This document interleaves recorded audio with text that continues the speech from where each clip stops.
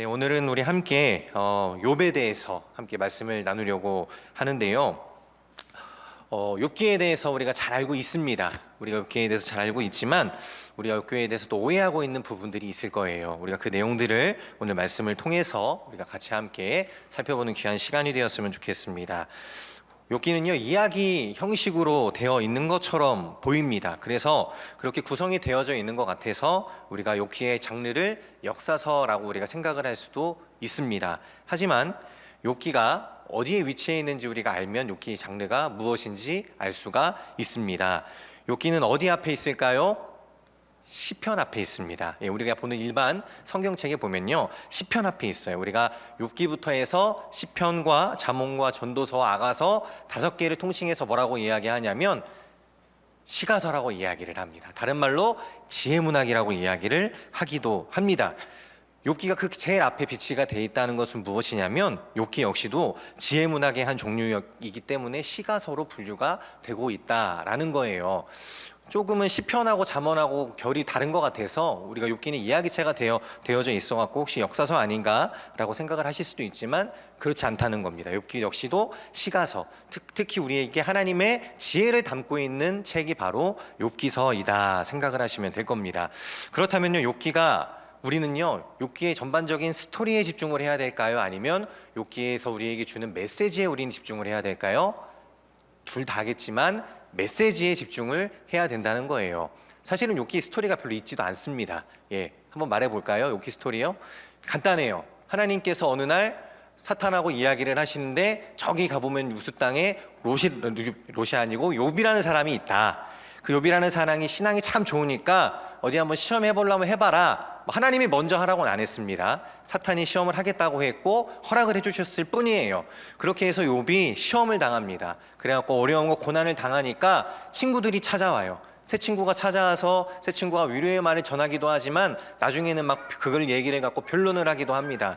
그런데 그 이야기로 끝나지 않습니다. 결국은 하나님이 딱 등장을 하셔서 욥에게 하나님께서 당신이 어떤 분이신지에 대해서 말씀을 해주시는 거예요. 그 이야기를 듣고 욥이 회개하고 깨닫습니다. 이게 욥기 이야기의 전부입니다. 간단하죠? 욥기가 총 42장인데요 사실은 이 내용이 전부예요. 그래서 사실은 이야기라고 할 것도 많지 않습니다. 그렇다면 욥기라는 책이 그 42장이나 되는 이 많은 장수를 할애해서 우리에게 무슨 이야기를 하고 싶은 걸까라는 것을 저와 여러분은 집중해서 보셔야 한다는 거예요. 욥기는요, 인간의 고난을 정면으로 다룬 책이라고 할 수 있습니다. 인간에게 고난의 문제는 인간의 지혜로 해답을 찾을 수 없는 굉장히 어려운 난제이죠. 고난의 문제는요, 지금으로부터 4,000년 전에 살았던 그 욥이라는 사람도 풀기가 어려웠던 것이었고, 지금과 같이 여러 가지 것들이 많이 발달한 시대를 살아가고 있는 우리에게도 여전히 어려운 문제이기 때문에 그렇습니다. 그렇기 때문에 인간은 고난을 피하거나 있는 방법을 자꾸만 택하려고 하고 있습니다. 그러나 성경은 인간의 고난의 문제에 대해서 그것을 우리 안에 보석을 만드는 과정이다라고 가르쳐주고 있는 것입니다. 일반적인 시각에서의 고난은 우리가 업보라고 생각을 할 수 있습니다. 다른 말로 하면은 인과응보라고 우리가 생각을 이야기할 수도 있어요. 그런데 여러분은요, 고난을 겪으셨을 때 그것이 정말 어떻게 다 인과관계가 있어서 내가 그런 고난을 마주했다라는 것을 깨달으시던가요? 아니면 이것이 해석되어지지 않는 경우가 더 많던가요? 저는 해석되어지지 않는 경우가 더 많았던 것 같아요. 저는 보시는 바와 같이 부모님의 말씀을 굉장히 잘 듣고 자라났습니다. 부모님의 속도 거의 썩힌 적이 없었고요. 굉장히 모범생으로 자라서 부모님에게 참 기쁨이 되는 자녀였습니다. 웃고 계시지만 사실인 건 어떡하겠습니까? 정말입니다. 우리가 흔히들 우리가 말 안 듣고 사고치는 자녀들에게 부모님들이 보통 이런 얘기하죠. 나중에 결혼해서 꼭 너 같은 자식 낳아서 키워봐야 내 심정을 이해할 거야 라고 그렇게 저주 아닌 이야기를 쏟아붓고는 합니다. 저는 부모님에게 그런 이야기 전혀 한 번도 듣고 자라보지 않았습니다. 그런데 자녀를 낳았는데요, 이해가 되지 않는 거예요. 저하고 너무 달라요. 저와 다르게 제 말을 너무나 듣지 않고 도대체 이 녀석이 하는 행동과 말들이 이해가 되지 않는 적이 너무나 저에게 많은 겁니다. 도대체 이 녀석이 누굴 닮아서 이렇게 말을 안 들을까? 이해가 되지 않고 도저히 해석이 되지 않는 그런 어려움을 겪고 있습니다. 제가 좀 우스갯소리로 말씀을 드렸지만은요, 인생의 고난은 우리가 사실 이해되지 않는 경우가 더 많더라는 겁니다.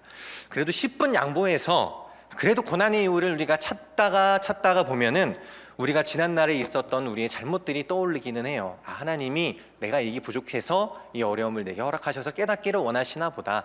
내가 이 일을 통해서 하나님이 내 이 부분을 좀 다스리려고 하시나 보다라는 것들을 우리가 그렇게 생각되어지고 깨닫기도 합니다. 하지만 오늘 말씀의 주인공은 우리가 욥을 볼 때에는요, 욥에게는 그런 이유를 정말 찾기가 너무나도 어렵다는 거죠. 우리 욥기 1장 8절의 말씀 우리 다 같이 함께 읽어보겠습니다. 여호와께서 사탄에게 이르시되 내가 내 종 욥을 주의하여 보았느냐? 그와 같이 온전하고 정직하며 하나님을 경외하는 악에서 떠난 자는 세상에 없느니라. 그렇습니다. 하나님께서는요, 욥을 어떻게 표현하고 있다고 말씀하고 있습니까? 욥은 전혀 하나님을 경외했고 온전했고 정직했다고 이야기를 하고 있어요. 욥과 같이 악에서 떠난 자가 없다라고 이야기를 하고 있습니다. 자, 그러니까 우리가 욥에게 있어서 욥의 어떠한 문제 때문에 욥이 그 큰 고난을 겪었다고 우리가 말하기에는 어려움이 있다는 겁니다. 그러한 욥에게 정말 너무나도 큰 고난이 그렇게 찾아오게 되어집니다. 그 고난이 찾아오게 되자요, 친구들이 이제 욥을 위로하기 위해서 욥을 찾아오죠. 욥을 찾아오고 욥에게 와서 그 고난을 눈으로 마주했더니 진짜 자기들이 보기에도 너무나도 끔찍한 어려움을 그가 처하고 있는 것에 며칠 동안은 그에게 말조차 건네지 못하고 그냥 옆에 서서 위로만 했다고 성경이 이야기를 하고 있습니다. 그러다가 차츰 위로라는 명목으로 서로 간에 대화가 시작이 되어졌지만 친구들의 말은요, 오히려 욥에게 비수가 되는 이야기들을 하기 시작을 하는 겁니다. 친구들의 대화가 욥의 고난의 문제를 해결해 주지 못하는 거예요. 결국은 하나님께서 욥의 고난의 문제를 해결해 주시게 되면서 욥은 순금처럼 단련되어지고 이전보다 더 월등히 하나님의 사람으로 자라나게 되는 모습을 욥기는 우리에게 이야기해 주고 있습니다. 욥에게 고난은 이해할 수 없는 문제였지만 지나고 보니 자신을 하나님의 하늘나라의 보석과 같은 믿음의 사람으로 만들려는 것이 하나님의 뜻이었다라는 것입니다. 이 내용에 대해서 우리가 4가지 포인트로 나누어서 우리가 지금부터 차근차근 한번 살펴보도록 하겠습니다. 우리 첫 번째 포인트 우리 함께 먼저 읽어볼게요. 시작. 하나님의 자랑 욥. 그렇습니다. 좀 전에 욥기 1장 8절의 말씀을 통해서 보았듯이요, 욥은 온전했고 정직했고 하나님을 경외하면서 악을 떠난 자라라고 평가받았던 정말로 진실한 하나님의 사람이었다는 거예요. 그런데 어느 날 욥에게 이해할 수 없는 고난이 찾아오는 겁니다. 모든 재산이 한 번에 날아갔습니다. 그가 저처럼 돈이 없던 것도 아니고 정말 그 지역 가운데 가장 거부였는데 그가 가지고 있던 모든 재산이 한순간에 다 날아가는 것을 경험합니다. 근데 그 어려움이 끝나기도 전에 어떤 일이 벌어지냐면 그의 자녀들이 한날 한시에 모두 죽게 되는 그런 경험까지 그가 하게 되는 거예요. 그럼에도 욥은 하나님께 원망하지 않았고 범죄하지 않았다고 성경은 말을 하고 있습니다. 그런데 이 고난의 원인이 무엇 때문이었다라는 겁니까? 그것은 욥에게 찾을 수 없다는 거죠. 어디에서요? 사탄이 하나님께 허락을 받고 시험을 했던 것이다 라는 겁니다. 믿음으로 정직하게 죄를 짓지 않고 믿음으로 살아가고 있다고 하여도요, 사탄의 시험의 자리 가운데 고난을 당할 수 있다라는 것이에요. 하지만 욥의 고난은 거기서 끝나지 않습니다. 앞선 것은 주변의 환경에 대한 문제였다면 이번에는 사탄은 욥을 어떻게든 넘어뜨리기 위해서 이번엔 욥을 직접 치게 되어지죠. 욥은 몸의 정수리에서부터 발끝까지요, 종기가 나서 너무나 가려워 참을 수가 없어갖고 질그릇 조각을 가지고 온몸을 긁는 그런 지경에 이르게 될 정도의 고통을 그가 당하고 있습니다. 그 고통이 얼마나 심했던지요, 그의 아내가 바라보면서 차라리 하나님을 욕하고 죽어버려라 고 이야기할 정도로 욥은 너무나도 고난 가운데 있었습니다. 그럼에도 불구하고 욥은 끝까지 입술로 범죄하지 않았다라고 이야기하는 거예요. 인간이 겪을 수 있는 정말 최대치의 고난이 그에게 다가왔지만요, 욥은 하나님을 원망하지 않았던 겁니다. 그리고 우리는 다시 한번 기억을 해야 합니다. 신실한 하나님의 사람이고 자랑이었던 욥까지도 사탄의 시험에 들 수 있었다라는 거예요.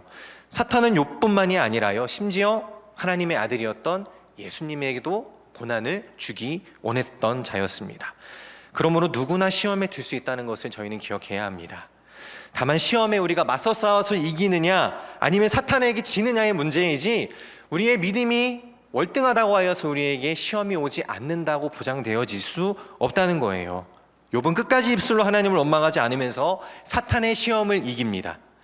이후 예수님께서도요, 성경에 기록된 대로 하나님의 그 말씀대로 사탄의 시험을 이겼다는 사실을 저와 여러분 기억하시기를 바랍니다.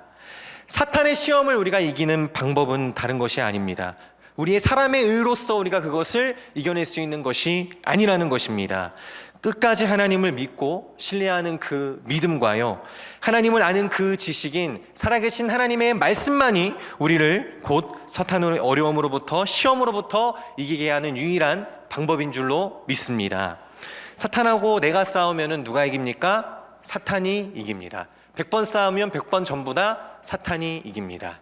그러면 사탄하고 하나님하고 싸우면 누가 이길까요? 하나님이요? 사탄하고 하나님은 싸울 수가 없습니다. 사탄은 하나님 앞에 대들지조차 못하는 거예요. 한마디도 하나님 앞에 할 수 없이 하나님의 말씀 안 하면 사탄은 저 무적행으로 갇힐 수밖에 없는 존재가 사탄이고 우리 하나님이라는 분이십니다.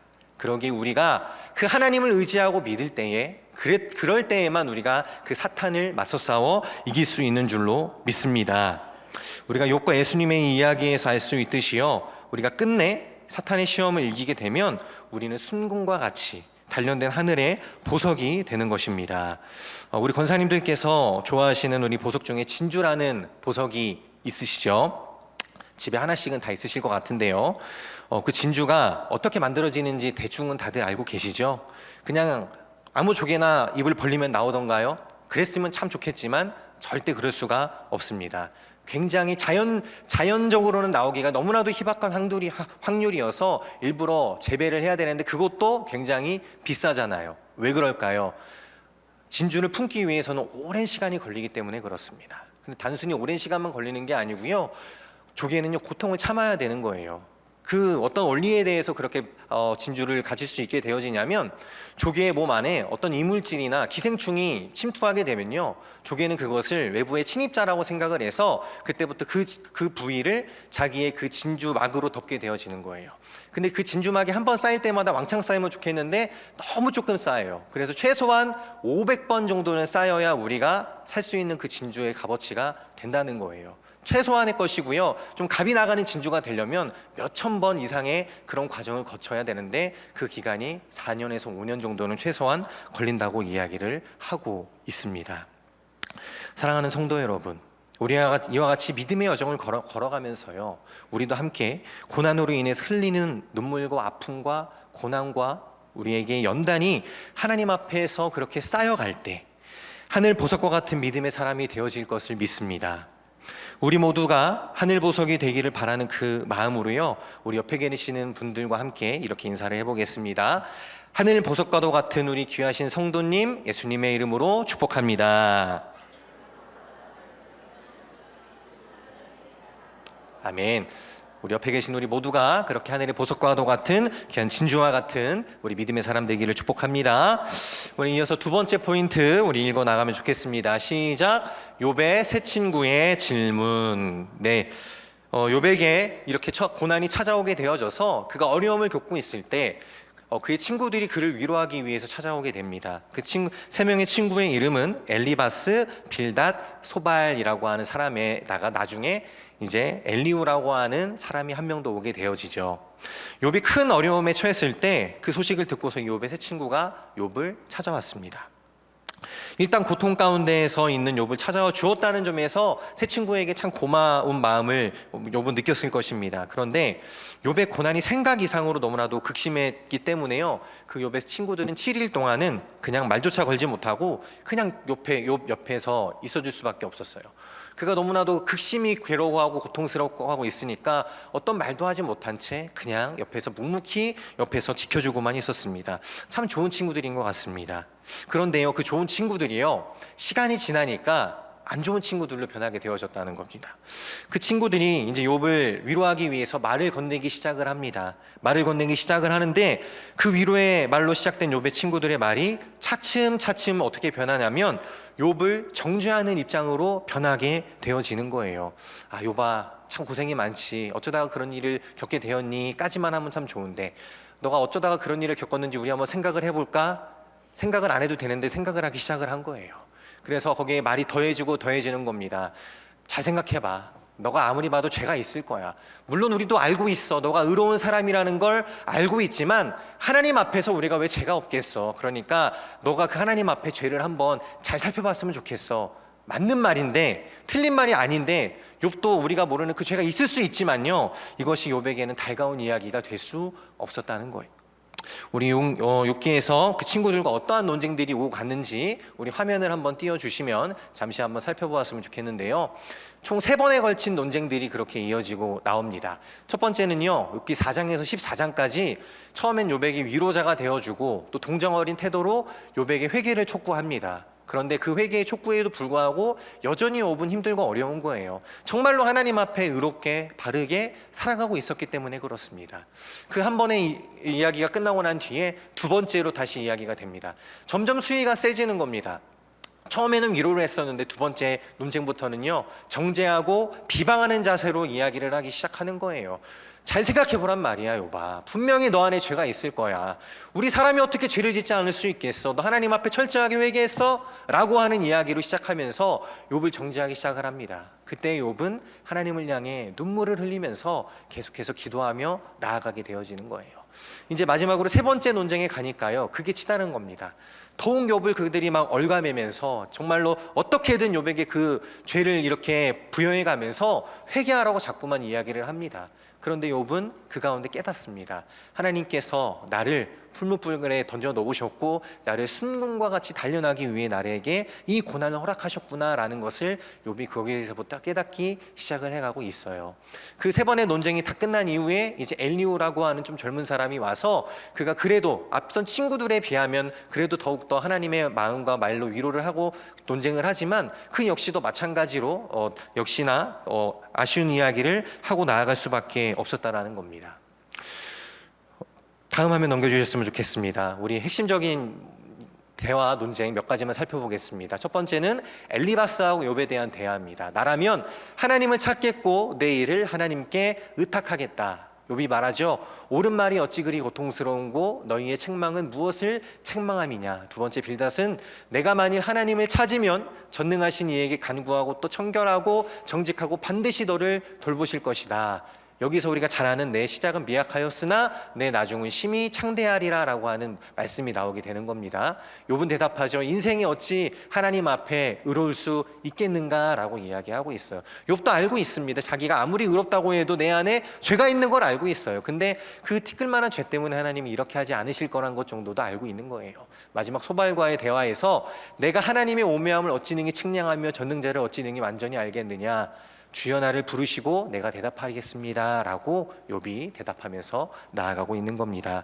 친구들의 말을 보면 틀린 말이 있습니까? 아니요, 틀리지 않았습니다. 그렇지만 맞는 말도 아니라는 거예요. 욥이 처한 이 상황을 그 친구들의 어떠한 화려한 언변과 통찰과 생각으로 그것이 규정되어지지 않는다고 성경은 우리에게 말해주고 있는 것입니다. 우리가 하나님의 마음으로 위로하지 않으면요, 나의 생각과 판단이 상대방의 마음에 더 큰 상처를 주는 경우가 있습니다. 오직 하나님의 마음으로 위로를 전하는 저와 여러분 되시기를 축복합니다. 이런 3차례에 걸친 욥과 세 친구의 논쟁이 끝난 이후에요, 욥은 자신의 논리를 다시 펴게 됩니다. 그리고 친구들과의 그 대화 속에서도, 대화를 통해서도 인간의 고통과 고난에 대해서 어떤 답도 찾지 못한 욥이 하나님 앞에 자신의 고통을 내어놓는 거예요. 하나님, 친구들과의 이 깊은 대화를 통해서도 전 아무리 봐도 찾지 못하겠습니다. 저의 이 고난의 원인과 이 해결책이 도대체 어디에 있는 것인지 저는 도대체가 찾을 수 없겠습니다 라고 하나님 앞에 이야기를 하게 되어집니다. 그때 찾아왔던 것이 바로 아까 말씀드렸던 마지막 엘리후라는 사람이 등장을 하게 되어지는 겁니다.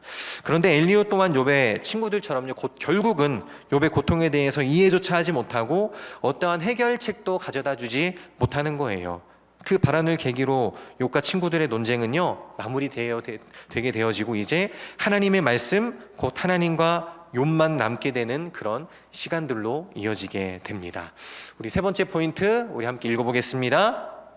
오랫동안 침묵하시던 하나님께서 친구들과의 그 대화를 그냥 듣기만 하던 하나님께서요 욥에게 세상과 세상의 시작과 하나님의 세계 경영에 대한 폭풍과 같은 질문들로 이제 욥의 입을 막기 시작을 하시는 거예요. 하나님께서 욥과 친구들의 그 긴 대화를 다 지켜보시면서요 결론적으로 등장하셔서 욥에게 질문을 막 퍼붓기 시작을 합니다. 그 질문이 얼마나 기냐면요 욥기 38장부터 41장까지 하나님께서 욥에게 일방적으로 질문하며 말씀하시는 내용이에요. 총 4장 128절에 대한 분량으로 하나님이 욥에게 질문하며 하나님이 그에게 말씀을 하고 계시더라는 겁니다. 우리가 그것을 다 살펴볼 수 없어서요 그 초반부만 잠깐 한번 보기를 원합니다. 우리 욥기 38장 1절에서 7절의 말씀, 우리 조금 길지만 우리 말씀 같이 함께 처음부터 한번 읽어보겠습니다. 시작.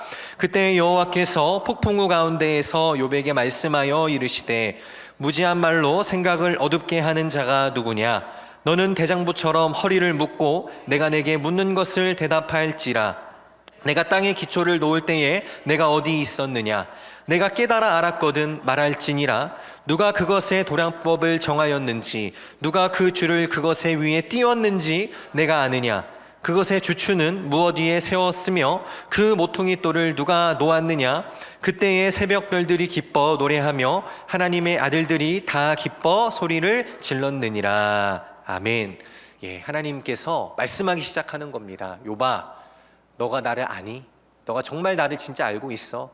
네가 나를 많이 안다고 이야기하고 있고 너가 나에 대해서 많은 이야기를 하였지만 너 정말로 내가 이 땅을 만들었을 때 있었니? 보았니? 진짜로 너가 아는 것이 아는 게 맞니? 라고 하나님이 욥에게 질문하기 시작을 하는 거예요.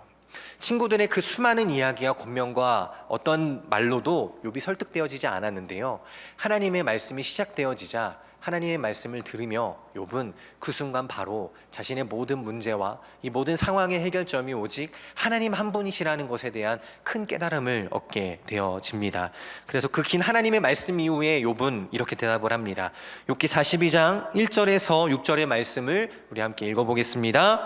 욥이 여호와께 대답하여 이르되 주께서는 못하실 일이 없사오며 무슨 계획이든지 못 이루실 것이 없는 줄 아오니 무지한 말로 이치를 가리는 자가 누구니이까? 나는 깨닫지도 못한 일을 말하였고 스스로 알 수도 없고 헤아리기도 어려운 일을 말하였나이다. 내가 말하겠사오니 주는 들으시고 내가 주께 묻겠사오니 주여 내게 알게 하옵소서.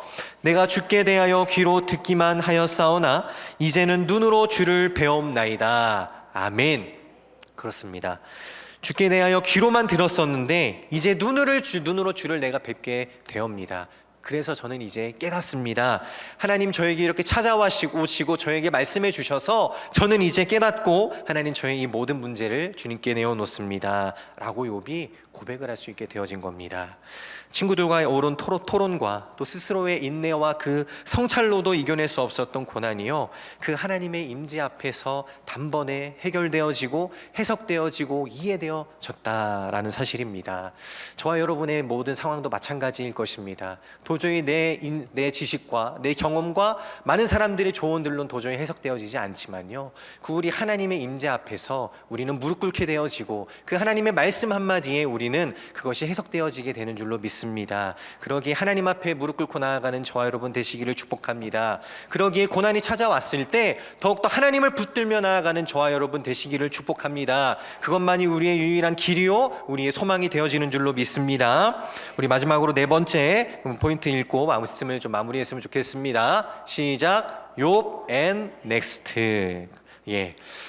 사탄은요 욥이 감당할 수 없을 정도로요 욥을 괴롭게 하면서 욥을 시험을 했었습니다. 그러나 욥은 끝내 사탄의 시험에 넘어지지 않았고 하나님을 믿는 그 전적인 믿음으로요 그 어려운 시험을 모두 이겨내게 되었다는 것입니다. 그러자 하나님께서는 욥에게 그 이전보다 더 큰 하나님의 복을 내려주시게 되는 겁니다. 욥은 고통과 고난을 통해서 하나님께 자신을 단련시키신 후에 자신이 순금과 같이 되었음을 고백함으로 인하여서요, 진심으로 하나님을 찬양하는 자리 가운데 그가 나아가고 있습니다. 이처럼요, 욥과 같은 시험을 이겨낸 하나님의 사람에게는요, 선물과 같은 다음이, 넥스트가 주어지게 되더라라는 것입니다. 즉 하나님께서 주시는 그 기대와 사랑, 더 놀라운 복이 우리에게 기다리고 있다라는 것입니다. 고난 뒤에 반드시 하나님의 그 축복이 우리에게 있음을 저와 여러분 기억하시기를 축복합니다. 그러나 그 고난을 넘어서면 축복이 기다리고 있기 때문에 우리가 고난을 극복해야 되는 것은 아닐 것입니다. 우리가 고난을 극복하면서 그 고난을 넘고 이겨내면서 믿음으로 승리하면서 우리의 믿음이 욥과 같이 하늘 보석과 같은 자리 가운데 이르게 되기에 하나님의 복이 따라오는 것이라는 겁니다. 그 복을 누릴 수 있고 우리가 또 전해줄 수 있는 그런 실력이 우리가 하나님 앞에 세워지게 된다라는 것입니다. 그러니 사랑하는 성도 여러분, 지금 여러분께서 어려움을 당하고 있으시고 우리가 이해되지 않는 그런 모든 상황이 혹여라도 있을지 모릅니다. 그때에 우리가 하나님을 기대하셨으면 좋겠습니다. 하나님께서 나를 들어쓰시기 위함이구나.